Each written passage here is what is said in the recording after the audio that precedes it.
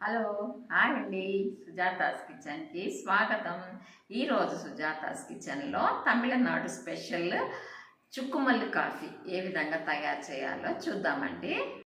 చుక్కుమల్లి coffee తయారు చేయడానికి కావలసిన పదార్థాలు, నేను 100 గ్రాముల ధనియాలు తీసుకున్నాను. ఈ ధనియాలని తమిళ్లో మల్లి అని అంటారండి. దీనిలోనికి నేను సొంటి 50 గ్రాములు తీసుకున్నాను. ఈ సొంటిని తమిళంలో చుక్ అని అంటారండి. ఈ రెండు పదార్థాలు దీనిలో మెయిన్ ఐటమ్స్ కాబట్టి దీనిని చుక్కుమల్లి కాఫీ అని అంటారు. మిరియాలు ఒక 20 గ్రాములు తీసుకున్నాను. యాలకులు నేను ఒక 20 తీసుకున్నానండి. ఈ యాలకులు చిన్నగా ఉన్నాయని నేను 20 తీసుకున్నాను. పెద్దగా ఉన్న యాలకులు అయితే ఒక 15 తీసుకుంటే సరిపోతుంది. కొద్దిగా బెల్లం తీసుకున్నాను.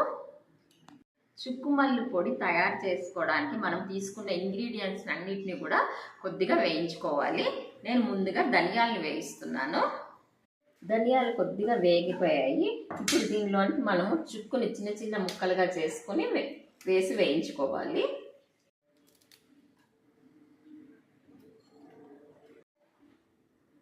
ఇప్పుడు దీనిలోనికి మిరియాలు కూడా వేసుకోవాలి. యాలకులు కూడా వేసి ఇంకొక 5 నిమిషాలు మనం వీటిని వేయించుకోవాలి. 5 నిమిషాలు వేగిపోయాయి. నేను ఇప్పుడు స్టవ్ ఆఫ్ చేసేస్తున్నాను. ఇవి బాగా చల్లారిన తర్వాత మనము వీటిని మెత్తటి పౌడర్ లాగా చేసుకోవాలి.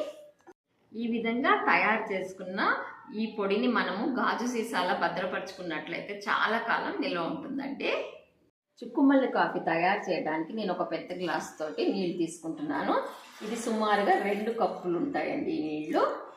ఇప్పుడు ఈ నీళ్ళని నేను మరిగించుకుంటున్నాను. నీళ్ళు మరుగుతున్నాయి. ఇప్పుడు ఈ నీటిలోనికి నేను 1 కప్పుకి 1 స్పూన్ చొప్పున 2 స్పూన్ల పౌడర్ నేను దీనిలో వేస్తున్నాను. దీనిలోనికి నేను 2 స్పూన్ల బెల్లం వేస్తున్నాను. ఈ బెల్లం అనేది మీ టేస్ట్కి తగినట్టుగా వేసుకోండి. ఇప్పుడు మనము స్టవ్ని మీడియం ఫ్లేమ్లో పెట్టుకొని 10 నిమిషాలు దీన్ని మరిగించుకోవాలి. చుక్కుమల్లి కాఫీ 10 నిమిషాలు మరిగిపోయింది. ఇప్పుడు నేను స్టవ్ ఆఫ్ చేసేస్తున్నాను. దీన్ని మనము వడగట్టుకోవాలి.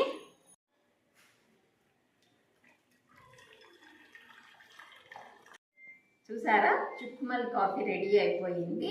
మనము ఇందులో వేసిన సొంటి, ధనియాలు, మిరియాలు, యాలకులు ఇవన్నీ వేసి పొడి చేసి మనం ఈ కాఫీ తయారు చేసాం కదండి.